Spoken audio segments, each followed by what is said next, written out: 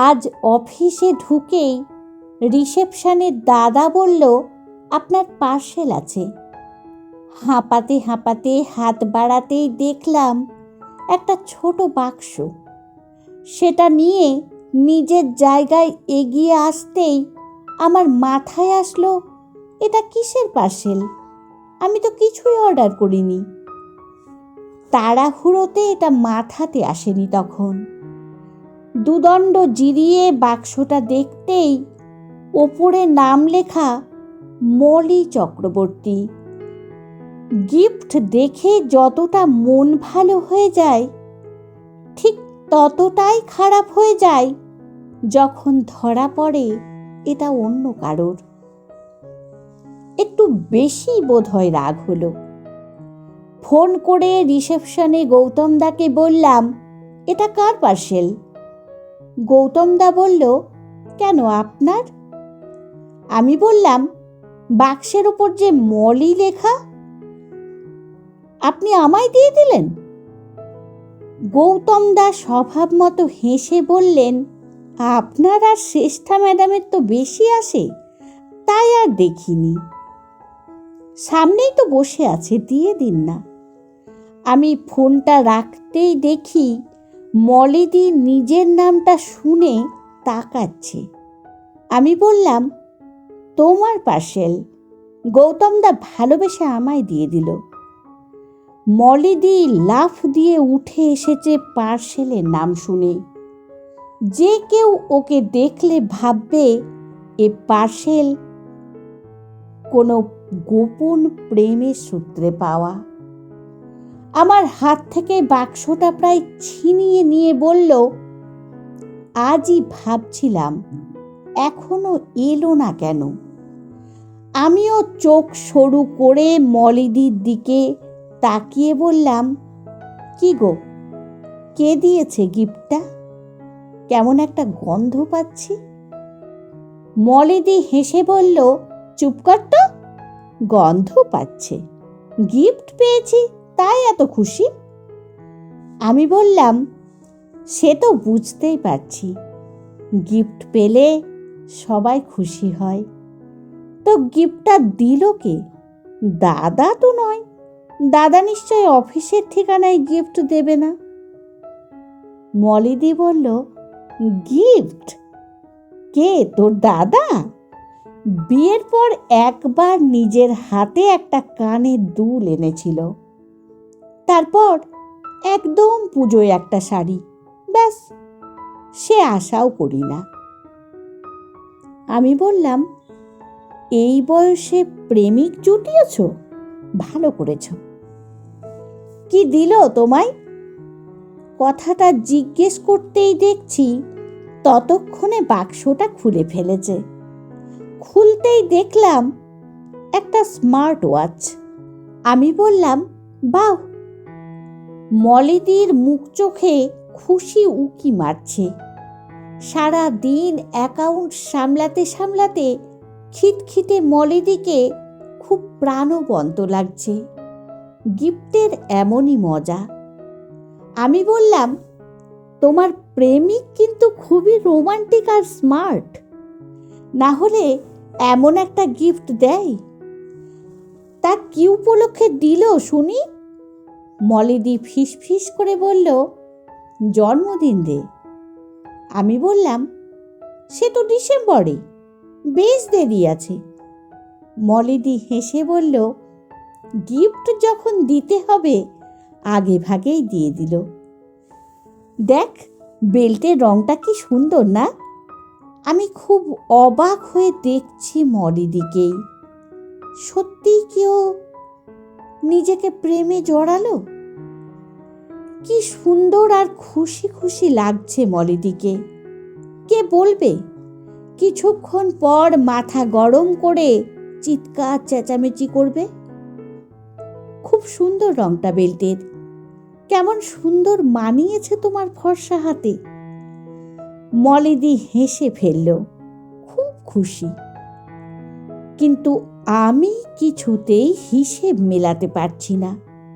সত্যি ঘরের বাইরে কিছু একটা করছে মলিদি। বলেই নিজেকে ধমকালাম, করছে তো কি হয়েছে। এমনিতেই মলিদি বলে দাদা নাকি খুব উদাসীন, নিজের জগতে থাকে, নিজের খাওয়া ঘুম কাজের বাইরে আর কোনো খবর উনার অজানা। এমনকি ওই মেয়েটার পড়াশোনার দায়িত্ব ওই মলিদির ওপরেই। দাদা খালি টাকা দিয়েই খালাস। নিজের মনে একটা ব্যাখ্যা দিলাম ঠিকই, কিন্তু ঠিক মন থেকে সায় পাচ্ছি না। বিয়ের একটা সময়ের পর স্বামী স্ত্রীর সম্পর্কে অনেকটা শিথিলতা আসে, তাই বলে। পুরোটা ভাবার আগে মলিদি বলল, আজ দিনটা ভালো কাটবে বুঝলি, যাই মন দিয়ে কাজগুলো সারি। মলিদি আমার টেবিল থেকে নিজের টেবিলে যেন উড়ে উড়ে যাচ্ছে। আমি বললাম, কোথায় থাকে তোমার এই সে? মলিদি পেছন ফিরে বলল, আমার মনে। আমি রেগে বললাম, সে তো জানি মনে, বাড়িটা কোথায়? মলিদি বলল, কেন, আমার বাড়িতেই থাকে, আমার সাথে থাকে, আমার প্রাণে থাকে, আমার মনে থাকে, আমার শরীরে থাকে। আমি হেসে বললাম, ও তাই বলো, দাদা দিয়েছে। মলিদি এবার মুখটা ভেঙচে বলল, চুপ কর, দাদা দিয়েছে? দাদা জানে মার্কেটে স্মার্ট ওয়াচ এসেছে? মলিদির কথায় আমি হাসলাম ঠিকই, কিন্তু কেমন একটু লাগছে। যদিও মনে খুশি থাকলে কিছুই খারাপ না, মনটাই আসল। তাও কেমন একটা লাগছে, একটা পরিবারের ভাঙনের শুরু দেখতে পেলাম মনে হচ্ছে। আমি কম্পিউটারের দিকে তাকাতে তাকাতে দেখলাম ফিরে এলো মলিদি, বলল, বাক্সটা ফেলে গেছি। তাকিয়ে দেখলাম আমার টেবিলেই রাখা আছে সেই বাক্সটা, জলজল করছে, মলি চক্রবর্তী। সাধারণত নাম থাকে না লেখা, কিন্তু যত্ন করে ভালোবেসে দিলে তাতে সব কিছু লেখা থাকে। আমি মলিদির হাতটা ধরে বললাম, সত্যি বয়ফ্রেন্ড দিয়েছে? মলিদি আমার মুখটা দেখে একটু থেমে বলল, দিয়েছে তো। বয়ফ্রেন্ড যে আমার শরীরেই থাকে, মনে থাকে। যেদিন থেকে ওকে চিনতে পারলাম সেদিন থেকেই এইসব শৌখিন উপহারগুলো পাচ্ছি। তারপর হাতের মোবাইলটা দেখিয়ে বলল, মনে আছে তোদের? দেখালাম আগেরবার জন্মদিনে মোবাইল দিয়েছিল। আমি বললাম, সে তো বললে তুমি কিনেছ। মলিদি বলল, আমি তো আমার বয়ফ্রেন্ড, আমার গার্লফ্রেন্ড, আমি সব। কি জানিস তো, নিজেই নিজের জন্য না ভাবলে কেউ ভাববে না, কেউ ভালোবাসবে না, কেউ ফিরেও তাকাবে না। অথচ সারা দিন সবার জন্য ভেবে করে শেষে মনে হবে কি পেলি। আর এই ভাবনাটা যেই মনে উকি দেবে, সেটা বাড়তে বাড়তে সংসার পুরো শেষ। নিজে বিগড়াবি, সংসারও বিগড়াবে। আমার জন্মদিন আমার বর কোনো দিনও জানতো কিনা সন্দেহ। আগে খারাপ লাগতো, কাঁদতাম, এখন আর কাঁদি না। প্রতিবার জন্মদিনে কিছু না কিছু করি, দামি গিফট দিই, নিজের মতো করে খুশি থাকি। আমার পাশের বাড়ির বৌদিকেও শিখিয়ে দিয়েছি। উনি কিন্তু চাকরি করেন না, কিন্তু সুন্দর করে সংসারটা সামলান, গুছিয়ে রাখে ছেলেকে বরকে। মাথার চুল উঠে গেছে, মোটা হয়ে গেছে। আমি বলে বলে যোগাতে ভর্তি করিয়েছিলাম, আবার সুন্দর হয়ে গেছে। এবারের জন্মদিনে উনি একটা হারমোনিয়াম কিনেছেন, ছোটবেলার স্বপ্নগুলো পূরণ করবেন বলে।